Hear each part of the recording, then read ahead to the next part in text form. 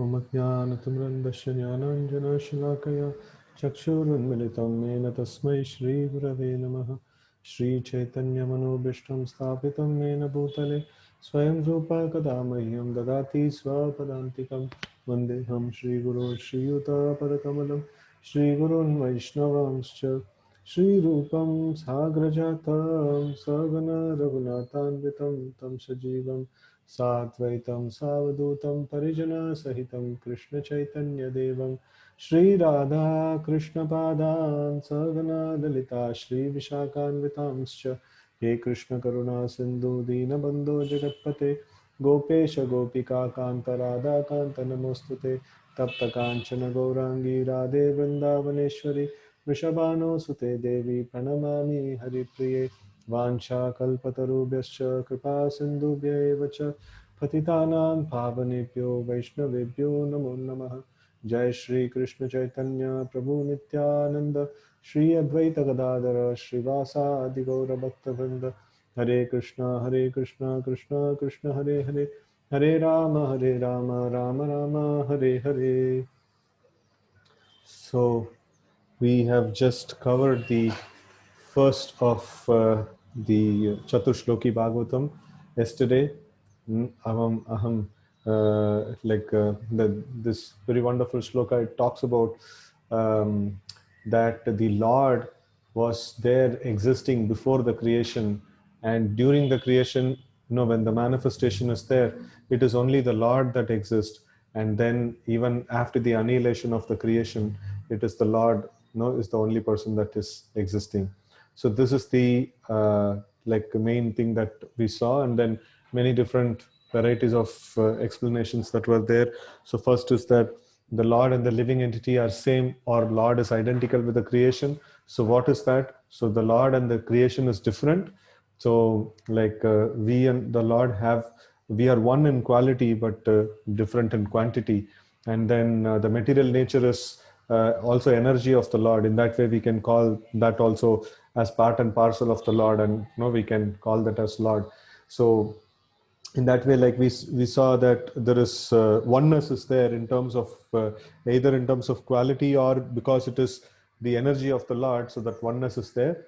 Then after that, we saw that how the Lord is beyond the material creation. And then the third thing that we saw is that even though the Lord is beyond the material creation, he is not just an inert object, or he is not just a person without any qualities and things like that. He is Bhagavan. He has wonderful qualities, and he has his own abode, the Vaikunta, and he has his many associates and people like that. They are there. So that is the creation of the spiritual world. So all these things we discussed in detail yesterday. And today we'll go to the second of the Chaturshloki Bhagavatam. So that is 9.34, second canto, ninth chapter, 34th shloka. So this says, Rithertham yat pratiyeta na pratiyeta chatmani tad vidyad atmano mayam yata bhasho yata tamaha. So it says, O Brahma, whatever appears to be of any value, if it is without relation to me, has no reality. Know it as my illusory energy, that reflection which appears to be in darkness, that reflection which appears to be in darkness. It's a very amazing definition of Maya, or this very amazing definition of illusion. So what is illusion? You are able to see something in this world, and that appeals to you, or that or anything that exists. You are able to perceive something, but you feel that this is existing in exclusion to the Lord. So then immediately you should understand that is illusion. No, there is nothing. By definition, we saw that there is nothing that exists without connection to the Lord. Everything is no energy of the Lord. So how can there be an entity which is different from the Lord, or which is not in connection with the Lord? Definitely that is the illusion. No, illusion means we are not seeing the right perspective. No, where is the Maya, or where is the illusion exist? It is in our perception. So the reality is what? Everything that exists belongs to the Lord, and everything has its connection to the Lord. And if I am perceiving something and thinking that, oh, this doesn't have any connection to the Lord, then it is illusion. So when we feel this body is my body, No, actually we should feel that no, this body is composed of earth, water, fire, air, ether, and all these things belongs to Lord's external energy. So this is an energy of God. So then we are in proper consciousness.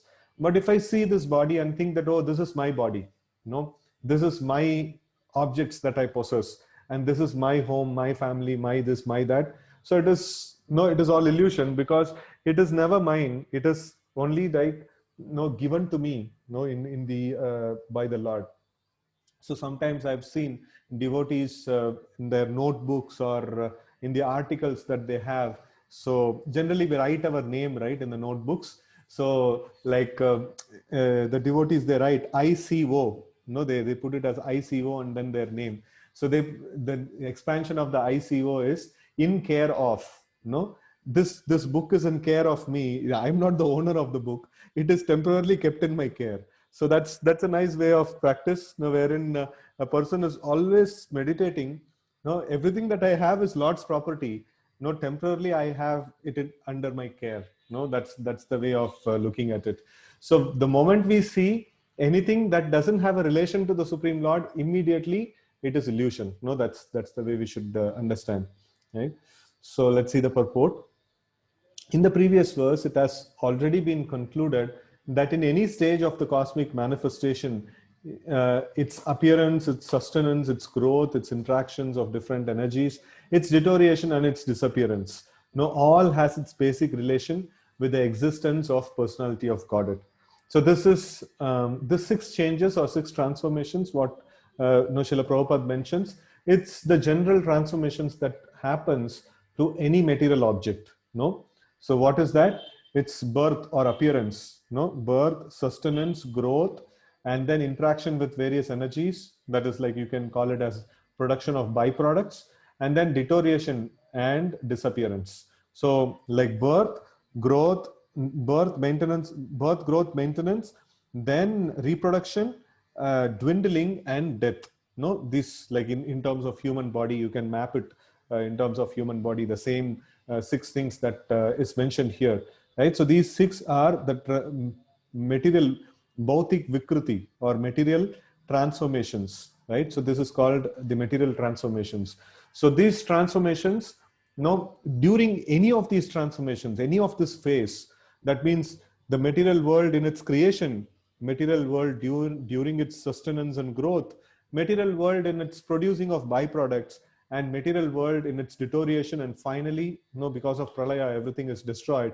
So it can be, these 6 transformations can be applied at the level of the whole universe, or individually to us, or any object. You see, like for example, you take your cell phone. It is created on a particular day, and then you sustain it, you maintain it, and then probably you install some apps and things like that. And through this phone you can also get a lot of job done. And then finally, like slowly it starts failing, and one day it just we just have to throw it off, right? So this 6 transformations, this vikruti, happens in almost all the material elements. And during all these phases, all the material elements, or all elements for that matter, in any of those phases what we have mentioned here, it has direct connection with the Lord. It has some relation with the Lord. So everything that we see, if we see this world as as a vibhuti, yad yad vibhutimat sattvam srimat urjavam evava. So that is, if our vision is like that, so it is vibhuti, means Lord's opulence. So like Lord's opulence. Edyat vibhutimat sattvam. So Krishna mentions that whatever you see, it is mama tejamsa sambhavam. So it is like how it is made possible, sambhavam, how it is made possible, mama teja amsa. So mama means me, and my, and then teja means like my energy, amsa. It is made possible by the power of my energies. That is how, or power of my opulences.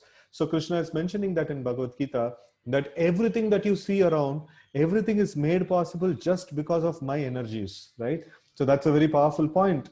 Here we see that this is concluded very nicely in the previous shloka in the discussion, that when the Lord says that, I was there before, and whatever you see now, all the varieties, it is me only. and after the dissolution only I'll be there. So that's a very important conclusion to understand this particular shloka, because in this particular shloka the corollary aspect is mentioned.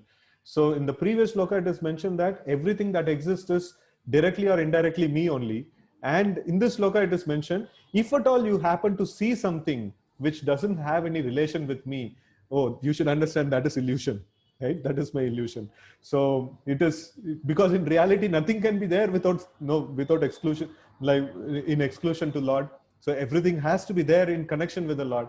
So if I'm able to see something which is in disconnection with the Lord, then immediately we should understand this is illusion, right? So that is this definition. This sloka is that only. Okay. So okay, this, and as such, whenever there is forgetfulness of this prime relation with the Lord, and whenever things are accepted as real without being related to the Lord, that conception is called a product of illusory energy of the Lord. Because nothing can exist without the Lord, it should be known that the illusory energy is also an energy of the Lord, right? Daivihi esha gunamayi mama maya duratyaya. So this illusory energy is also energy of the Lord. The right conclusion of dovetailing everything in relation with the Lord is called Yoga Maya, or the energy of union.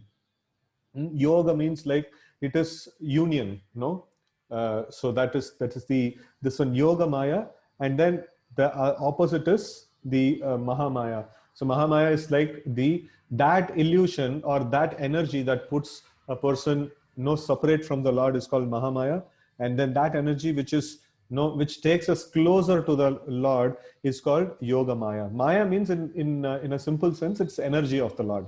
So no, Yoga Maya and Mahamaya, there are two different, this one is there. The spiritual world is conducted by the Yoga Maya, and the material world is conducted by the no, Mahamaya. So in general, when we call Maya, Maya means energy of Lord. So generally when we call the word Maya, so we refer to the this one, the Mahamaya, or the materialistic energy or illusory energy of the Lord, right? So, and the wrong conception of detaching a thing from its relationship with the Lord is the Lord's Daivi Maya. Daivi Maya or Mahamaya. So Daivi Maya, why it is called Daivi Maya? Like both are Daivi Maya only. Yoga Maya is also Daivi Maya. Daivi means what? Daivi means that has some relationship with Daiva. No, that is called Daivi. So like that means Lord's energy. No, it's Lord's energy. So specifically here, Daivi Maya is used because the Lord uses the terminology in Bhagavad Gita. Daivihi esha gunamayi mama maya duratyaya. So that's why this terminology is used here. But in general, we call it as Mahamaya. Both the Mayas also have connection with the Lord because nothing can exist without being related to Him. So both are Daivi only. No, there is, it is not, everything for that matter is Daivi only. So, but specifically this terminology is used because Lord uses that terminology in Bhagavad Gita. As such, the wrong conception of detaching relationship from the Lord is not false but illusory. No, so it is like we can, there is nothing can exist in separation to the Lord, and if we at all perceive something is separate from the Lord, then it is called illusory. Misconceiving one thing for another is called illusion. For example, accepting a rope as a snake is illusion, but the rope is not false. The rope as it exists in the front of the illusion person is not at all false, but the acceptance of illusory, but the acceptance is illusory. Therefore, the wrong conception of accepting the material manifestation as being divorced from the energy of the Lord is illusion, but it is not false. So now why it is specifically explained here? Because the Mayavadis say the material world is false. No, whatever you're seeing, this tree, chair, table, and things like that, everything is false. Actually, it doesn't exist. No, you are an illusion thinking that it exists. No, actually, it doesn't exist. So this is their argument. So, but Vaishnava's argument is not that. Vaishnava's argument is like, no, you are seeing some things. Yeah, it is true. It is there. These elements are there in front of you. But then you think that this is separate from the Lord. That is the illusion. So the Mayavadis say like this object only is not there, but I'm able to see, touch, and perceive. No, how can you say it is not there? So like that's the extent of the explanation of Mayavadis. No, it goes to. But then no, the devotees of the Lord, they know that all these energies exist, and it is what is that? It is energy of the Lord, and then it should be used in service of the Lord. So that's why the Mayavadis, they think of renouncing this world. Oh, like no, all these things have to be given up. No, like that is mentioned as Falgu Vairagya. Rupa Goswami defines that in Bhakti Rasamrita Sindhu as, he says that anybody remembers the Falgu Vairagya definition? It is a very nice definition. Mumukshubhi parityaga vairagam falgu katyate. Prapanchikataya buddhya. Yeah, it says prapanchikataya buddhya hari sambandhina vastuna mumukshubi parityago vairagyam falgu katyate. So Falgu means, there is a river called Falgu in the North India, and if you see that river doesn't have, if you go to the river bank, you will not see any water over there. No, but only land will be there. But then if you dig a little bit, the water will be running underneath the ground. So that's called Falgu. Falgu means this is the name of a river, but then it also kind of represents a concept. So from there, the acharyas have derived a concept. What is a concept that it represents? So that means it appears to be like there is nothing, no water. It appears to be no water over there. But if you dig a little bit, there is water over there, right? So false renunciation. Yeah. So this prapanchikataya buddhya.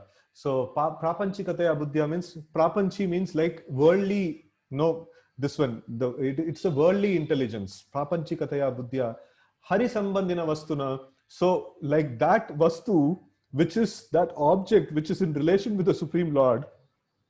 That means, what are these objects we are talking about?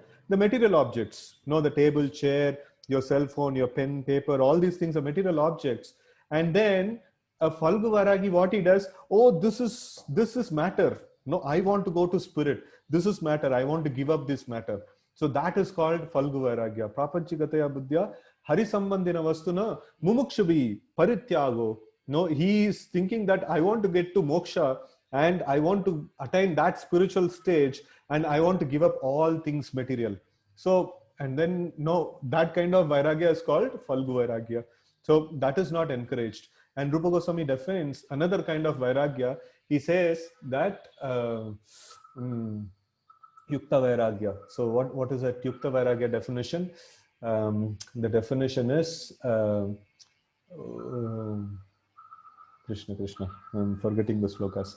So anyways, like Yukta Vairagya is like using everything that exists, understanding that everything that exists is property of the Lord, and using everything that exists in the service of the Lord is called Yukta Vairagya, and that is the proper Vairagya, right? So what is it that I am giving up? So I cannot give up anything because I don't own anything. No, first of all, everything belongs to Lord. So what will I give up as a renunciation? No, I cannot give up anything.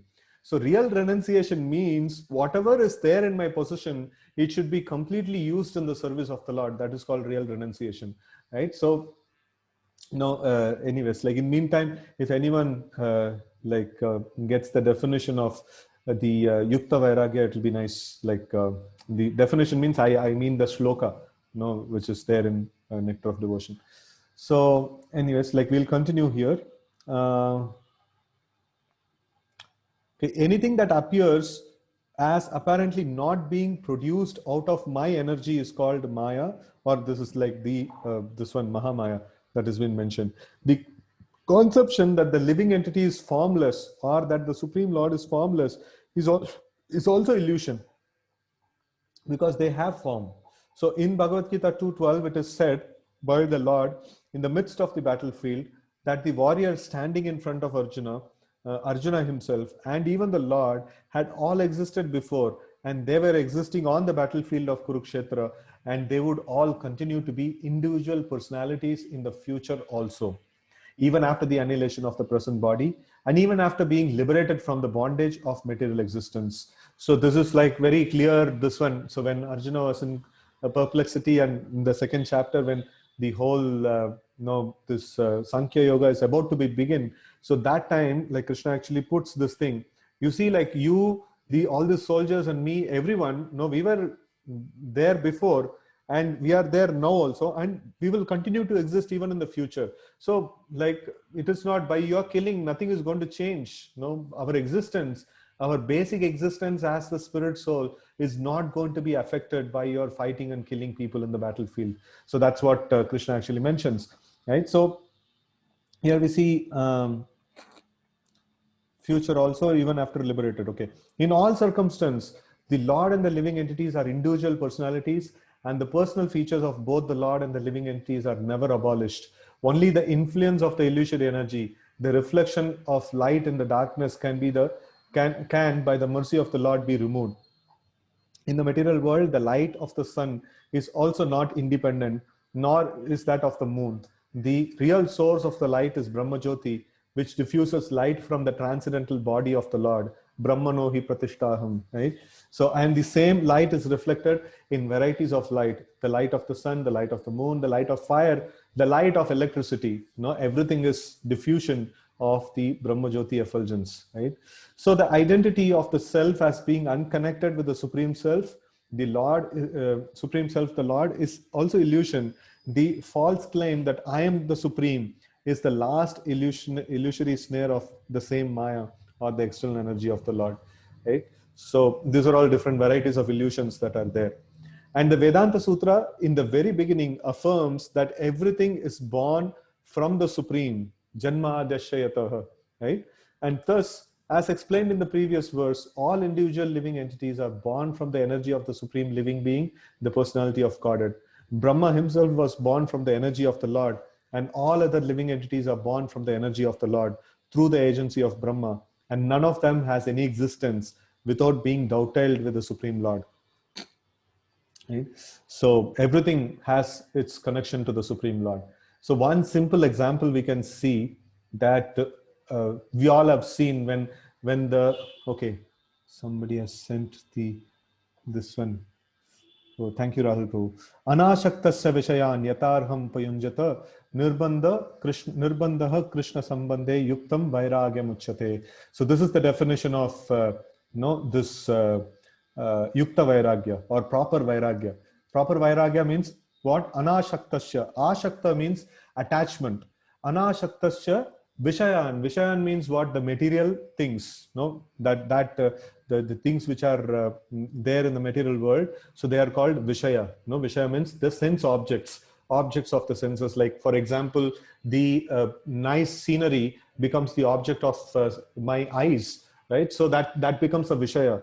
No, nice eatable becomes a Vishaya for the tongue and the the eating process, right? And then nice surfaces which I can touch upon. So that is the Vishaya for the this one, for the sense of touch. No, technically we call it as tanmatra, but we also call it as Vishaya. So anashaktasya vishayan, no, all those things that can gratify my senses, I should not be attached to them. Anashaktasya vishayan yatarham upayunjatah. So no, we should use them properly. No, understanding nirbandha Krishna sambandhe, understanding its relation with Krishna. No, we should use them properly in Krishna's service. And that is called yuktam vairagyam uchyate. Uchyate means that is said as yukta vairagya, right? So this is the definition of yukta vairagya, right? So the opposite thing is prapanchikataya buddhya harisambandhina vastuna mumukshavi parityago vairagyam phalgu katyate. So this is this is in direct connection with the thing that we are discussing today. So it has now we see that anything that we see that is different from the Lord and that is existing in this world means it is illusion. It's illusion. So we saw different kinds of illusions over here, during our discussion or during the reading of the purport. So, okay, so where we left. Okay, anyway, we'll read from the before. The independence of the individual living entity is not real independence. Okay, did we read that before? Okay, anyways, the independence of the individual living entity is not real independence, but is just the reflection of the real independence existing in the Supreme Being, the Lord. The false claim, the false claim of supreme independence by conditioned soul is illusion, And this conclusion is admitted in this verse. Okay, so before this, we were trying to explain about the aspect of how we are connected to the Lord, and without connection to the Lord, nothing can exist. So it's something like this. If we have, we all have experience of seeing somebody passing away and things like that. So when somebody passes away, what happens? The soul leaves the body, and the body is termed as dead, right? So in the same way, the Lord is called as Vishvatma. Vishvatma means the soul of the entire creation. So it's, we are all active, we are able to speak, we are able to listen, we are able to contemplate, we are able to do various things just because there is this one soul that is there, that is the Supreme Lord. No, it is mentioned the body is sustained because of the soul, and the soul is sustained because of the super soul. And without the existence of the Lord, nothing can exist, no, at all, right? So in the seventh canto of Bhagavatam, Prahlad Maharaj very nicely explains that Nate vidu swartha gatim hi Vishnu. He says that no, real swartha, real selfishness is Vishnu, right? So because if somebody is like trying to be selfish to himself, no, he will do something for his own welfare, right? And then when he becomes a little deeper in his consciousness, he thinks that, okay, I have to liberate myself. No, this body is not mine. The body, I'm going to leave it and go at certain point in time. Why should I serve this body and things connected to this body? I must take care of the soul, right? So then the swartha or the selfishness deepens a little bit. And then still more deeper selfishness is what? No, what is the soul of all the souls? No, the soul of all the souls is super soul, that is Vishnu. So service to the Supreme Lord Vishnu is the deepest selfishness, right? So in that plane, the selflessness and selfishness meets together, right? So it all comes to the same point, because there is only one self that exists in the whole creation. There is only one personality that exists in the whole creation, and that is the Supreme Lord. And selfishness means towards that one single person. So that's what it can be, right? So there is no two entities that exist. So in actuality, no, the selfishness and selflessness, no, loses its meaning at the platform of pure devotional service. No, because everything is in connection to the Supreme Lord. No, you go externally like seeing who is the biggest. No, there is the Lord. And you go internally, who is the most minutest and who is the most innermost personality who is there. So the body has soul, soul has super soul, right? So in that way, in either way you make a research, you will end up finding the Lord, right? So, okay. So now let's continue the purport.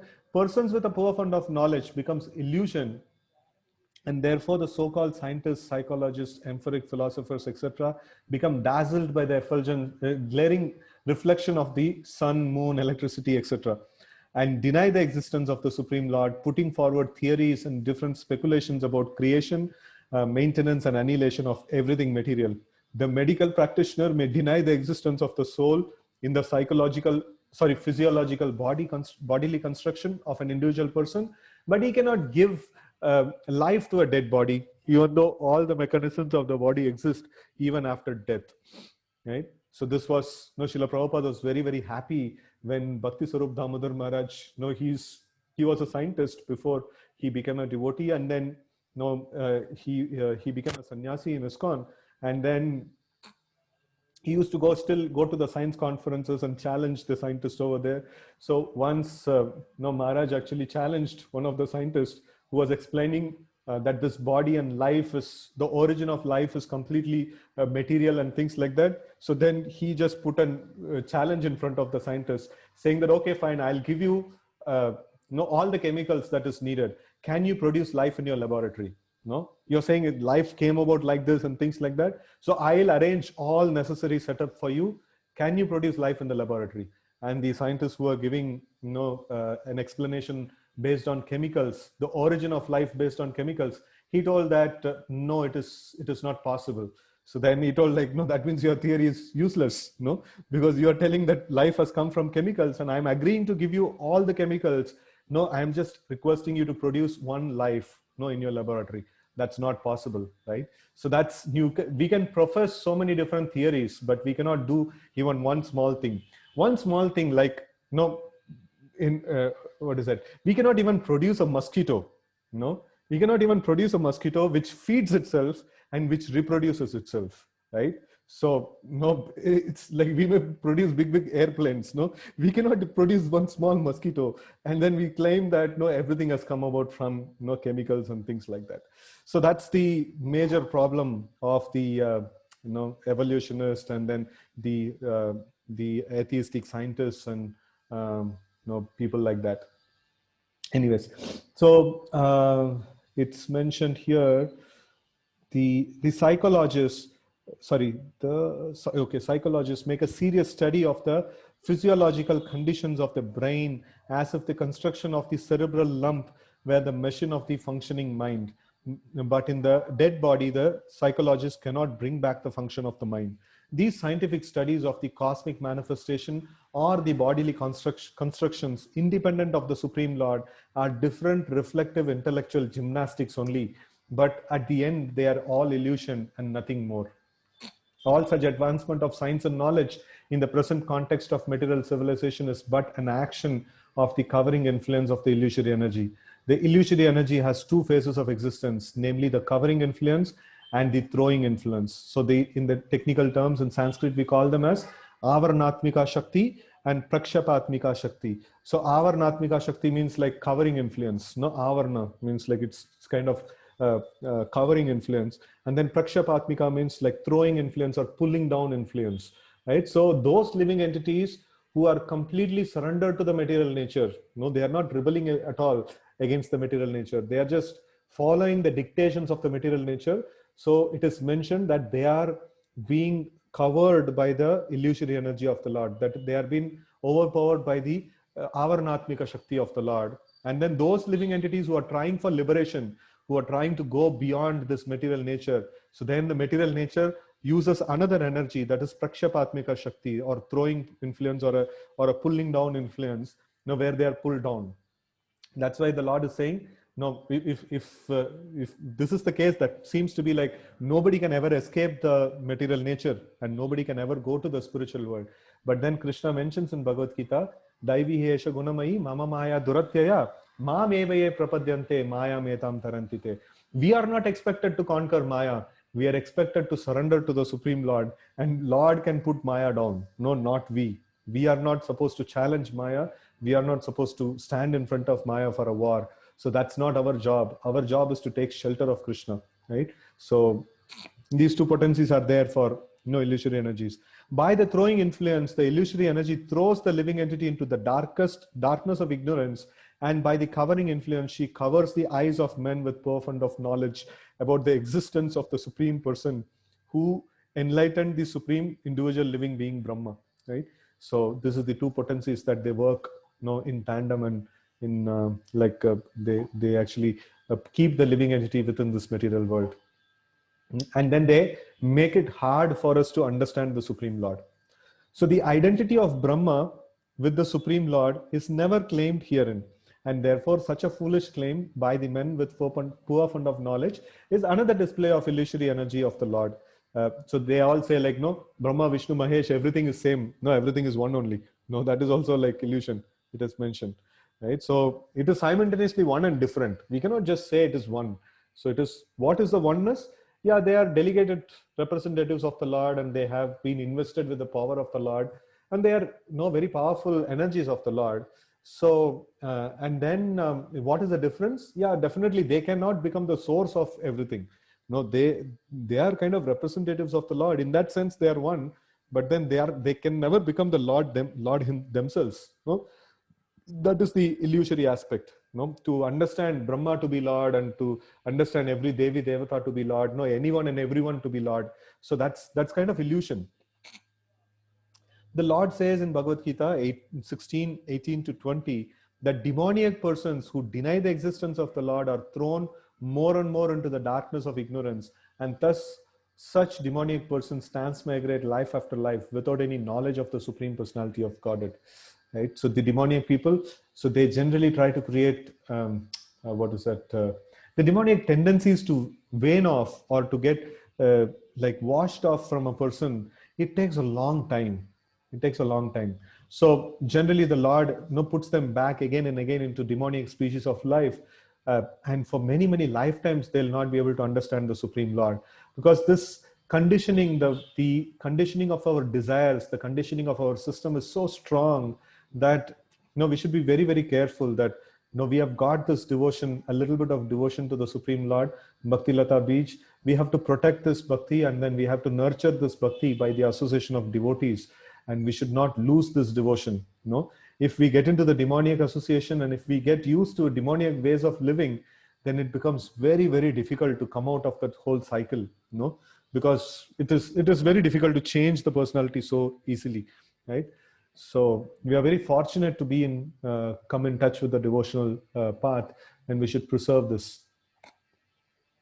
The sane man, however, is enlightened in the disciplic succession from Brahmaji, who was personally instructed by the Lord, or in the disciplic succession from Arjuna, who was personally instructed by the Lord in Bhagavad Gita. He accepts this statement of the Lord, Aham sarvasya prabhavo mattas sarvam mattah sarvam pravartate iti matva bhajante mam buddha bhava samanvitaah. So it says the Lord is the original source of all emanations. Aham sarvasya prabhavo mattah sarvam pravartate. Everything has emanated from me, Lord says, and everything that is created, maintained, and annihilated exists by the energy of the Lord. The sane man who knows this is actually learned, and therefore he becomes a pure devotee of the Lord, engaged in transcendental loving service of the Lord. It's Buddha Bhava Samanvitaha. So like intelligent person, intelligence means to understand that everything has its connection to the Lord, and we should engage in the service of the Lord, right? So although the reflectory energy of the Lord displays various illusions to the eyes of persons with poor fund of knowledge, the sane person knows clearly that the Lord can act even from far, far beyond our vision by his different energies, just as fire can diffuse heat and light from a distant place. In the medical science of the ancient sages known as Ayurveda, the definite acceptance of Lord's supremacy, in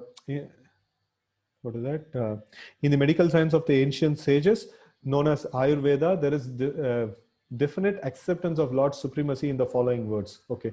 Jagat yoner anichasya chid anandaika rupinaha pumshosti prakritir nitya pratichayeva basvataha achetanapi chaitanya yogena paramatmanaha akarod vishwam akilam anityam natakha kritim.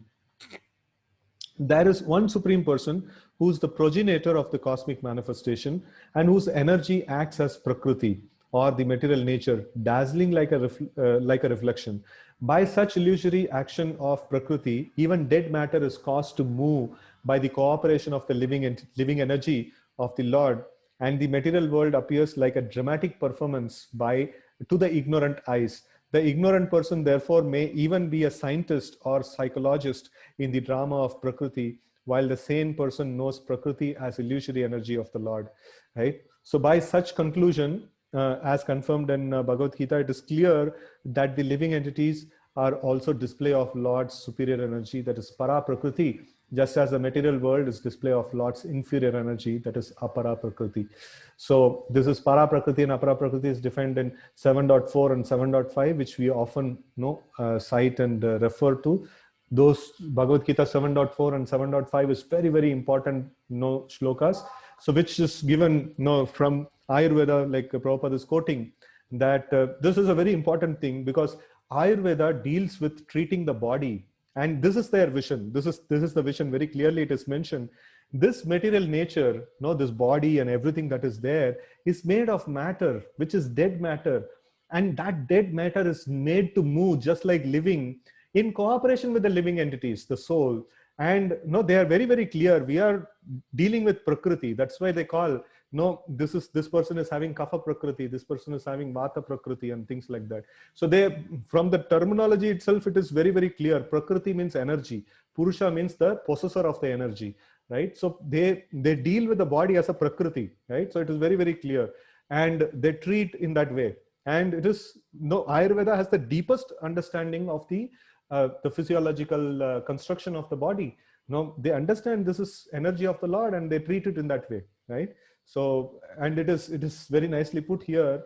So in cooperation with the living entity, this body appears to be, which is dead. The body is from day one, it is dead only. So this body appears to be animated, in cooperation with the living entity. And then it looks like a dramatic performance to the ignorant eyes, right? So the ignorant person, therefore, may even be a scientist or a psychologist, in the drama of Prakriti. While the sane person knows the Prakriti as illusory energy of the Lord, right? So by such conclusion, as confirmed in Bhagavad Gita, that is 7.4 and 7.5, the Para Prakriti is the living entity. That is superior Prakriti. Para means superior. Superior Prakriti is the living entity. And Apara Prakriti, or inferior energy of the Lord, is the earth, water, fire, air, ether. No bhumi, rapo, analo, vayo, kammano, buddhi, revacha. Right? So the superior energy of the Lord cannot be as good as the Lord, although there is very little difference between the energy and the possessor of the energy, or the fire and the heat. Fire is possessed of heat, but the heat is not fire. The simple thing is this simple thing is not understood by the man with profound of knowledge, who claims that the fire and heat are the same. No, so who claims that living entity is also God. No, the living entity is godly because he has connection with the God. But then, no, living entity cannot become God. No, it's like saying that, fire and heat are the same, and that means like heat is fire. No, heat is not fire. No, heat is a quality of fire. In the same way, we are not God. We are godly, and we are one of the amshas of Lord. Right. So that is how we should understand ourselves. This energy of fire, namely heat, is explained here as a reflection and not directly fire. Therefore, the living energy represented by the living entities is the reflection of the Lord and never the Lord himself. Being the reflection of the Lord, the existence of the living entity is dependent on the Supreme Lord, who is the original light. You all know reflection, how long the reflection will last? Till the original object is there, right? So our existence is as tightly connected as the object and its reflection. So our existence is as tightly connected to the Lord as a particular object and its reflection, right? So like fire and heat, it is so tightly coupled. In that way, our existence is completely dependent on the Lord's existence. So being the reflection of Lord, the existence of living entity is dependent on the Supreme Lord, who is the original light. The material energy may be compared to darkness, as actually it is darkness. And the activities of the living entity in the darkness are reflections of the original light. The Lord should be understood by the context of this verse. Non-dependence of both the energies of the Lord is explained as Maya or illusion. So when we are not dependent on the Lord, and when we see things of this world as not dependent on the Lord, so then it becomes illusion. Anything that comes to my hand, I think, oh, this is my property now, right? So it's like a child. Your child, sometimes parents go and give something in the hand of the child, and the moment the child gets the thing in the hand, immediately he'll say, hey, no, it's mine. And the father is asking back, no, can you give me a little bit? No, this is mine now. So who bought it? The father bought it. And the moment the child gets thing in the hand, it says like, no, it is my property now. So that's illusion. We are also childish in front of the Lord. So anything that comes in our hand, we think that it is my property now, right?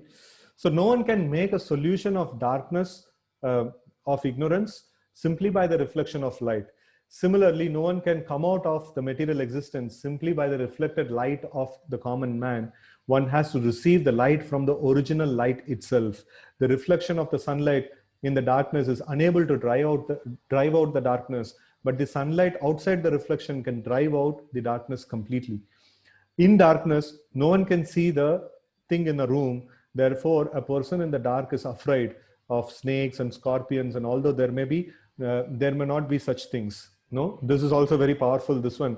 In the 11th canto of Bhagavatam, exactly in the same context of not being able to see things in connection to the Lord, is being defined as the definition of bhaya, or fear. So why does the fear comes? Bhayam dvitiyad abhinivesha tasyat ishad apetasya viparyoyo smritihi. Tanmayayatu buddha abhajetam bhaktaika isha gurudevatatma. So it says that bhayam dvitiyad abhinivesha tasyat. So when I see something as dvitiya, that is something different from the Lord. We saw that the Vedanta Sutra's definition of the absolute truth or the Supreme Lord is ekam evad advitiyad. That means there is only one entity that exists. There is no second entity. But then when I see a second entity, no, that exists, that means something that is in difference to the Lord, or separation from the Lord.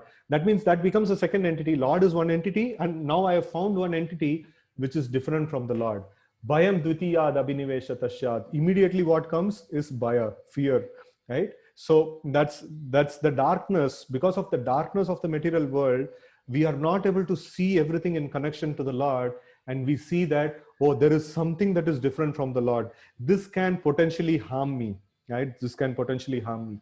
So none of us have any fear of our own hand, our own legs, no, our own body. We don't have fear of our own body. No, I don't feel that, no, suddenly my hand may come and slap me. No, I don't feel like that, because it is part of my body, right?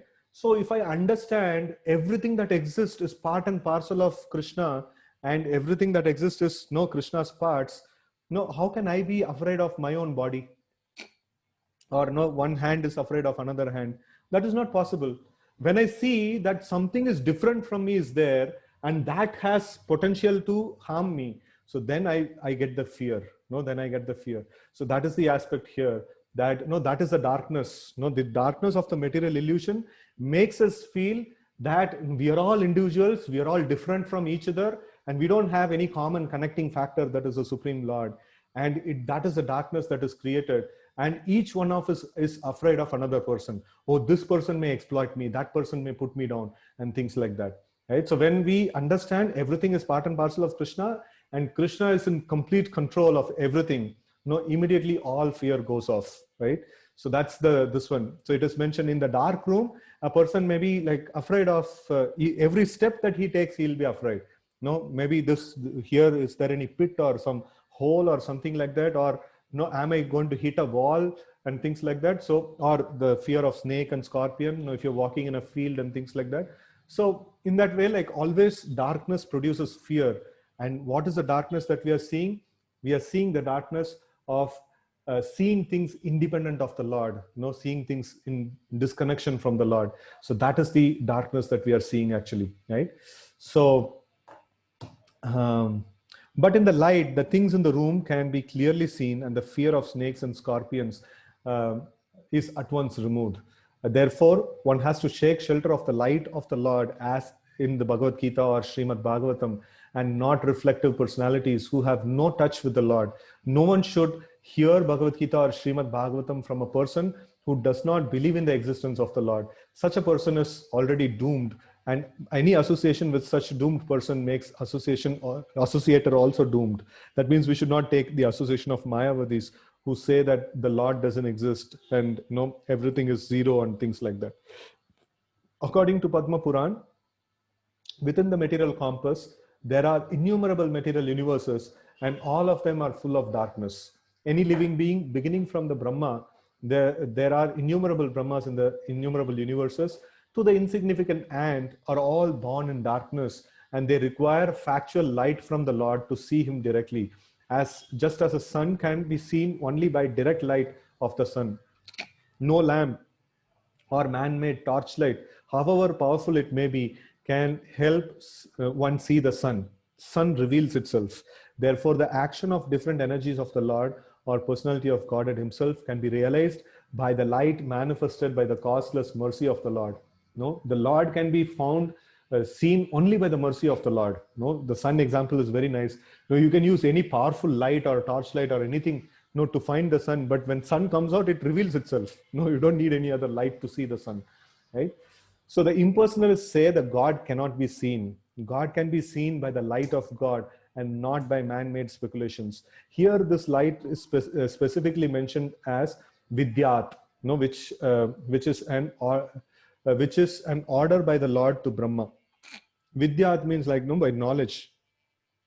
Which is an order by this direct order of the Lord is a manifestation of his internal energy, and this particular energy is the means of seeing the Lord face to face. Not only Brahma, but anyone who may be graced by the Lord to see such merciful direct internal energy can also realize the personality of Godhead without any mental speculation, right?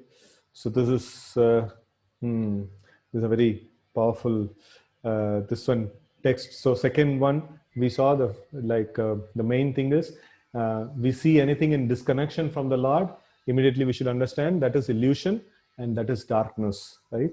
So this is the essence of today's shloka. So this is the second of the Chaturshloki Bhagavatam. So anyways, like we will continue the third one tomorrow.